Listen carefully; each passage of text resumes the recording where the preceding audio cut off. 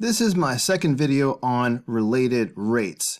If you haven't watched the first video yet, I think I'll throw a link up over in this area for you to click on. You should watch that first. But for now, we're going to jump right in. Example 1. An airplane is flying on a flight path that will take it directly over a radar tracking station. The distance s is decreasing at a rate of 400 miles per hour when s equals 10 miles. What is the speed of the plane? So there are two key things that I want you to focus on. When they say the distance s is decreasing at a rate of 400 miles per hour. So that is a rate of change, decreasing at a rate of 400 miles per hour. So they're telling us that the rate of change of s, or ds dt, is equal to negative 400 miles per hour. So why am I saying negative 400? Because they're saying it is decreasing. So that's what makes it negative. In addition to that, there's this other piece of information. What is the speed of the plane? A speed is also going to be a rate of change. So when they ask for the speed of the plane, they are asking us to find dx dt. I think I'll put it over here out of the way. dx dt equals question mark. So why dx dt? Well, this is the plane right here. It is traveling horizontally, and the change in x as it approaches this radar station is going to be the speed of the plane. The speed at which the x is moving is the same speed at which the plane is moving. So dx dt is going to be the speed of the plane. That's what we're looking for. So we need some sort of a master equation that relates the x and the s all together so that we can use our implicit differentiation and get ds dt and dx dt to appear. And we're going to actually reach back to our geometry skills and remember the Pythagorean theorem. So s squared equals x squared plus 6 squared is our a squared plus b squared equals c squared. So now let's take the derivative of both sides, our implicit differentiation. So we can do a d dt on the left-hand side, and when I do the derivative of the right-hand side, I can just do each term separately. So I'm going to put a d dt here and here. For the derivative of s squared, we're going to use the power rule and put that 2 in the front. So that is going to become 2s. However, because the variables don't match, we have to use the chain rule. And we've taken the derivative now of the outer function. But now we have to take the derivative of the inner function s and multiply it by ds dt. Now the derivative of x squared will be the exact same thing. We'll use the power rule, put the 2 in the front, and that will give us 2x. But again, the variables are t and x. They do not match, so I have to multiply by the derivative of the inner function, which is just x. So that's going to be dx dt. Of course, the derivative of a constant is 0. So this is just going to disappear. So here's what we have. It's time to do a little bit of substitution. We were told from the beginning that ds dt is equal to negative 400. That was the s decreasing at a rate of 400 miles per hour. So we can go ahead and make that substitution right now. So that's going to give us 2s times negative 400.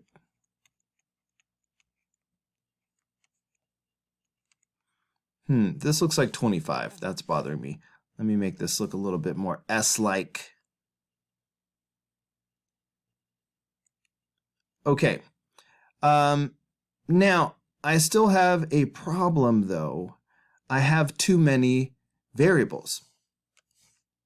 All right, I have times dx dt. Remember, dx dt is what I'm looking for, but I really need all of these variables to be filled in. So I see that we have when s is equal to 10 right here.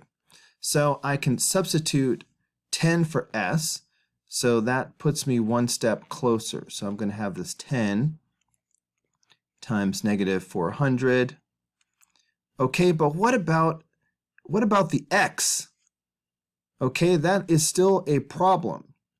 I need something to substitute in here. I can't leave x as a variable. All right, dx dt. So what am I going to do?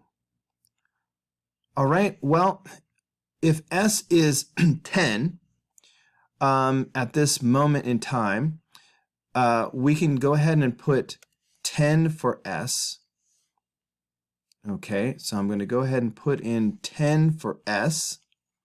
And now, in order to find x, I can go ahead off to the side and do the Pythagorean theorem using the 10 and the 6 in order to find x. So let's just do that off to the side a little bit. So let's see. So that's going to give us x squared plus 6 squared is equal to 10 squared. So that means that x squared plus 36 is equal to 100. Subtracting 36 from both sides, that's 64. Taking the square root of both sides, that's going to be 8. So when s is 10, then x is equal to 8 miles. So that's what we can substitute in for x.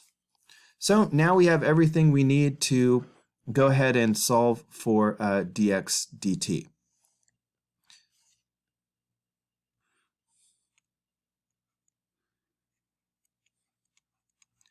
So on the left-hand side, we have negative 8,000, and then of course we'll have 16 times dx dt. So to get dx dt by itself, we will just divide both sides by 16. So dx dt is equal to negative 500 miles per hour. This is the velocity of the plane. The reason why this is negative, it sort of indicates the direction of the plane or the fact that the x value is decreasing as the plane moves. But we were asked to find the speed of the plane. The speed of the plane does not include the direction, so we will simply say 500 miles per hour.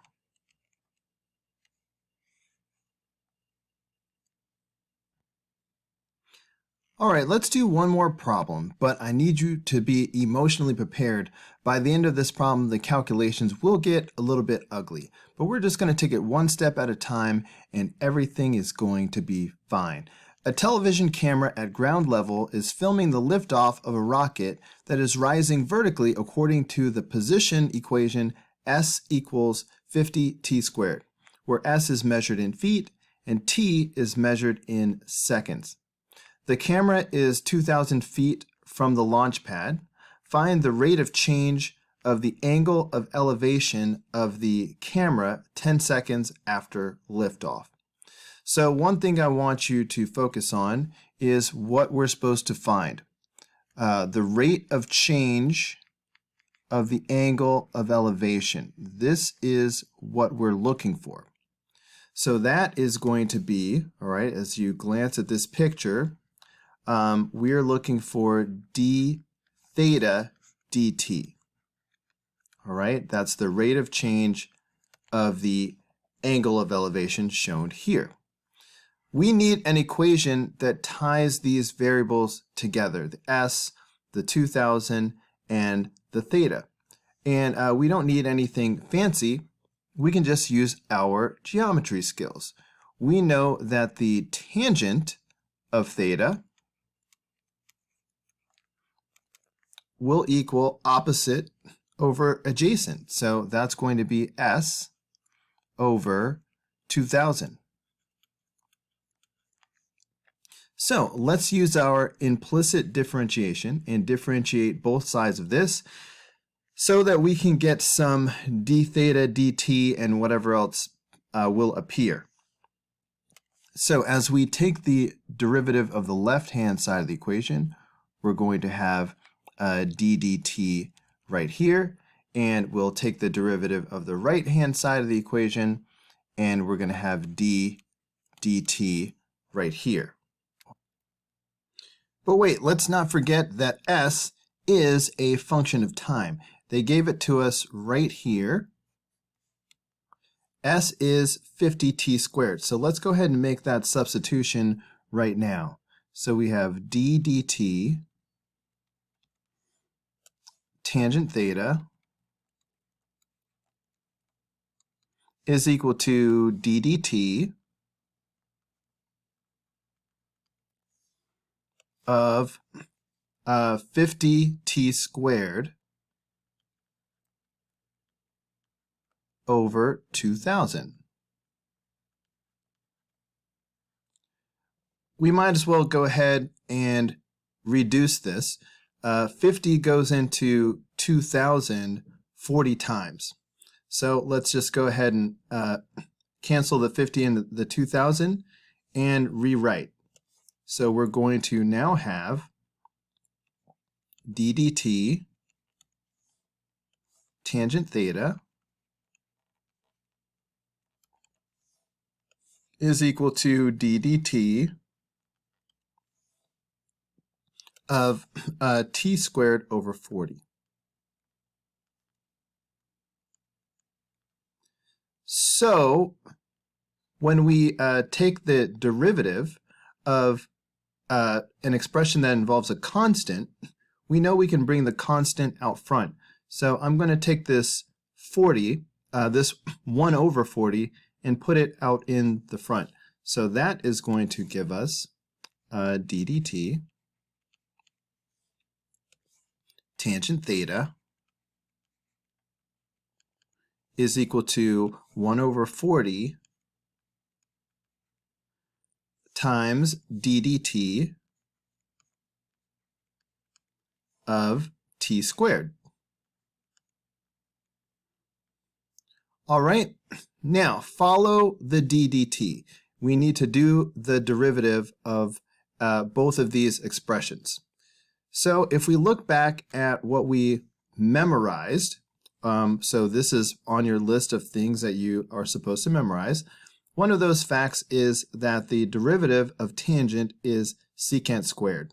So make sure that you memorize things like this. So that's why we will now have secant squared theta.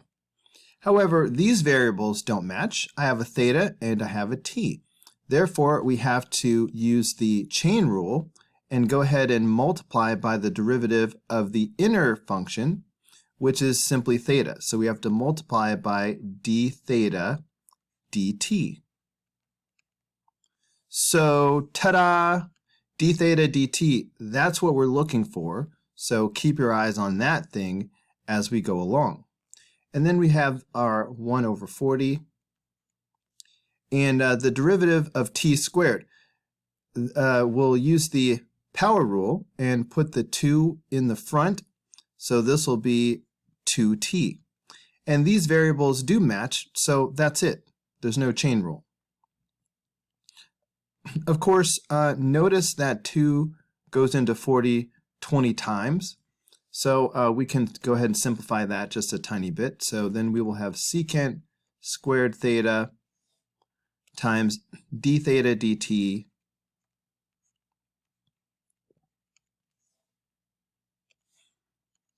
is equal to 1 over 20 times t. Or I could just call this t over 20. Anyway, we need to get d theta dt by itself. So I'm going to divide both sides by secant squared. Interesting. So I'm going to end up with d theta dt by itself, which is what I wanted. All right, now I'm dividing by secant squared. So just to make it really obvious, all right, normally I would skip this step, but I'm going to show it so I can make sure everyone will follow. This is going to be 1 over secant squared theta, all right, because I'm dividing by secant squared on this side. So that'll be times t over 20. So I'm leaving it out front like this because it's easier for you to see that I have the reciprocal of secant. And by definition, the reciprocal of secant is cosine. So this will be the same thing as d theta dt is equal to cosine squared theta times t over 20. All right, so we have d theta dt by itself, but we want a number. At this moment, we have two variables. We have the t and the theta. So I would like to either find the values of t and theta, or if I could find the value of cosine squared, I could substitute for that whole expression. So what else do I have in this story that's going to help me that I haven't used yet? Now, the problem says we are supposed to find the rate of change in the angle of elevation of the camera 10 seconds after liftoff. That is what we have not used yet. 10 seconds after liftoff. Let's see what additional information that gives us. Well, first of all, 10 seconds itself. 10 seconds after liftoff, that means that t is equal to 10. So let's write that down. What else do we know 10 seconds after liftoff? What about this s that represents the height of the rocket? Remember, we have s as a function of time. S is 50 t squared. So that means that s is going to be 50 times 10 squared. Well, that's 50 times 100, so that tells us that s is going to be 5,000. S is equal to 5,000. All right, so what else? Ultimately, we need to find cosine. We know that t is equal to 10 seconds, so in a moment, we will be substituting 10 in for t. We would love to have an expression for cosine. Well, cosine of theta is going to be adjacent over hypotenuse.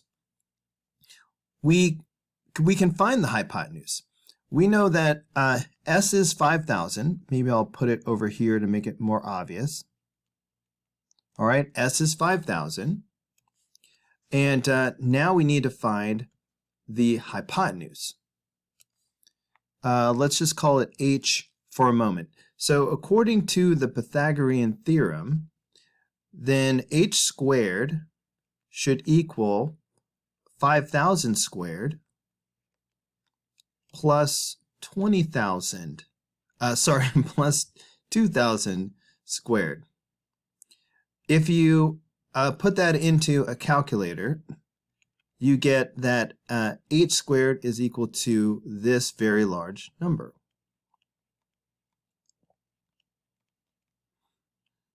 All right, so of course, the hypotenuse itself is going to equal the square root of 29 million.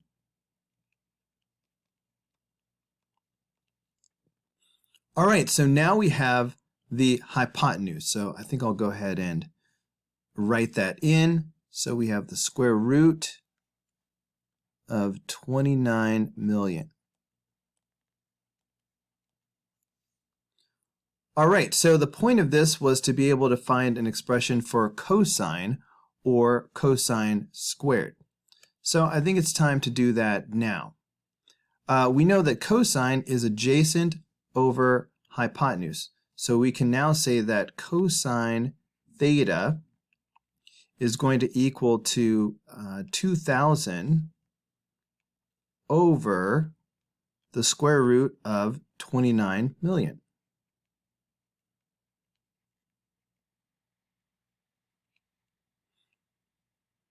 All right, so what about cosine squared? So if we square both sides, then we will have cosine squared is equal to, well, if you square 2,000, you're going to get 4 million. And if you square the denominator, the radical will go away, and you just have 29 million. So, turns out cosine squared is just 4 over 29. All right, so that was pretty ugly, but it came down to something that was not so bad. So we're just going to substitute, instead of cosine squared, we're going to put in 4 over 29. So we're coming close to the end. So we have d theta dt will equal 4 over 29 times 10 over 20. And it's just a matter of simplifying this down, and that is super easy, of course.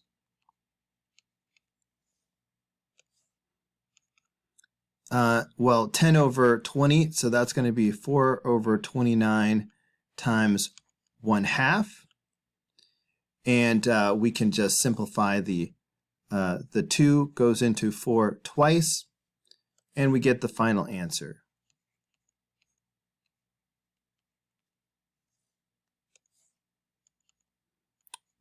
over 29. The units here will be radians per second.